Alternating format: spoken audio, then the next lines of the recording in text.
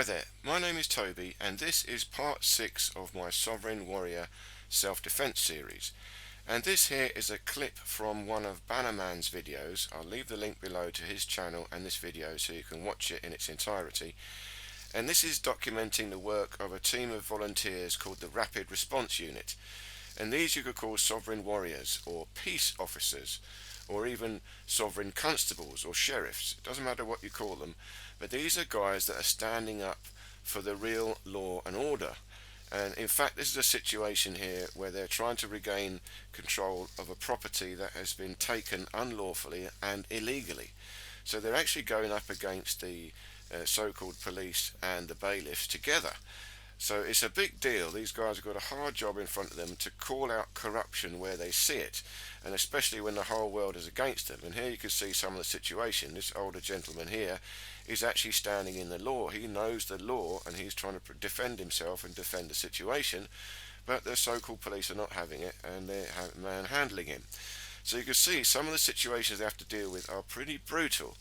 And this series is really dedicated to these sovereign warriors because they've got to handle very intense physical confrontations without getting too violent. They must remain peaceful. It's imperative they remain as peaceful as possible. So this Tai Chi style or internal Kung Fu style self-defense that I do should be very, very useful for them. So I really hope they look at these videos and make something of this, use this training. Now, here you can see how dramatic it can also get. When you're overwhelmed with multiple people, what can you do? There's not much you can do, but even so, body awareness and body dynamics will give you a chance to know how to collapse and hold yourself even when you're falling down like that. And here you can see situations where some of these private security forces or bailiffs are actually getting quite violent using weapons. And again, I'll leave the links below to another video I talk about self-defense against a large blade. So it's very similar to any large weapon. The same principles will apply. And you can see here, even women, there's no favoritism here. Everyone gets pushed around because it's a very intense situation. And these guys, these volunteers, are standing up to a big system of corruption and bullies. So hats off to them, and I'll dedicate this whole series of self-defense to those guys, the sovereign warriors. Now, what we're working on in this training is actually body structure, body alignment.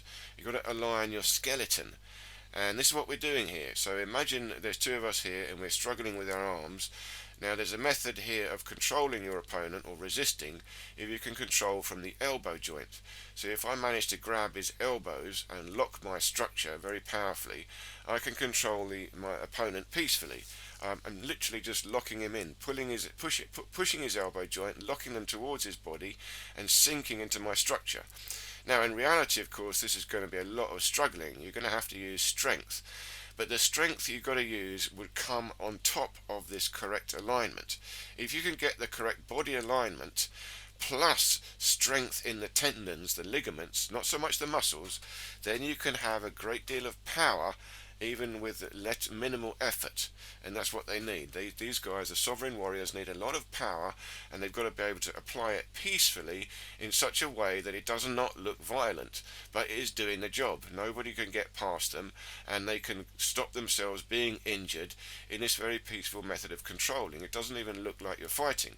So that's the other way around. If the guy is controlling me, so I'm the guy on the right, I can still use my structure to make sure he can't push me back. I'm sinking into my structure to resist his pushing.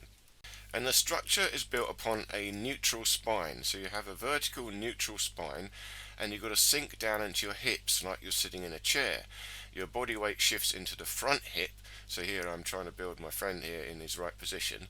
Now again, my friend is an older gentleman and he's recovering from a stroke, so we can only do so much. I'm helping him to recover from a stroke, but I'm using him because it proves a point. It doesn't matter how old you are or how weak you are, if you can get the right alignment. See, now I'm just pushing on his hip joint. So this is how you build up the alignment. First of all, you feel the hips. He's still very strong because he's not using muscular strength. He's not using effort. He's just trying to get his bones in the right position. This is all about angles. It's about geometry. See, if you put a chair behind a door, you jam the chair under the handle of a door, it stops the door being opened. But you've got to get that chair in the angle of the door handle just right.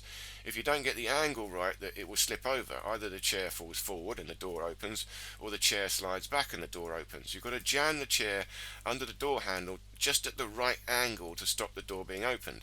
It's the same principle. You've got to get your back leg and the back hip just at the right angle so that when the push is applied to your body, you don't go backwards.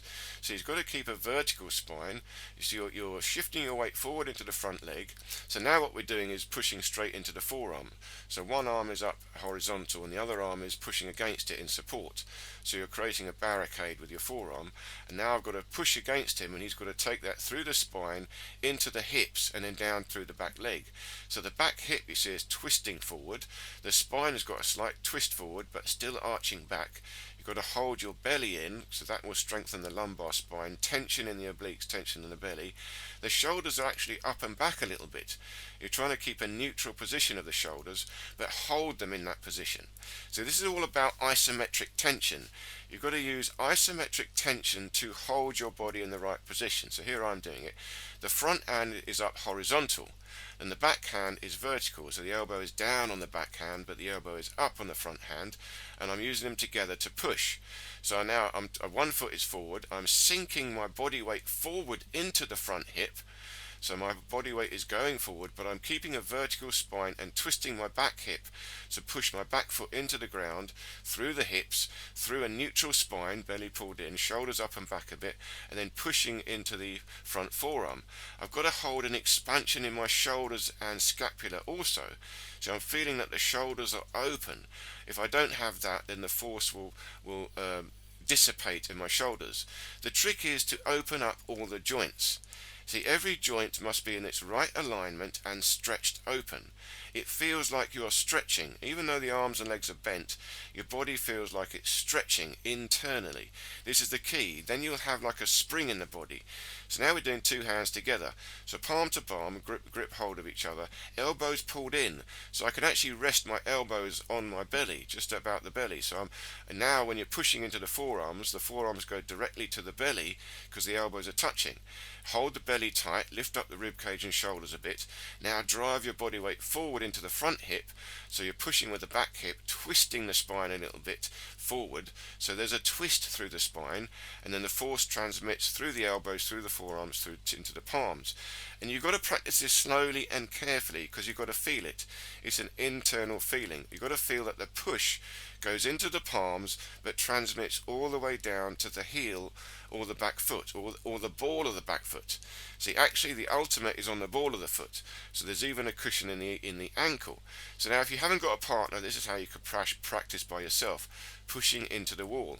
See, the horizontal arm, first arm is horizontal, the back arm is vertical, elbow down, and then now opening up the shoulders, opening up the rib cage, twisting the back hip, driving the back foot into the floor.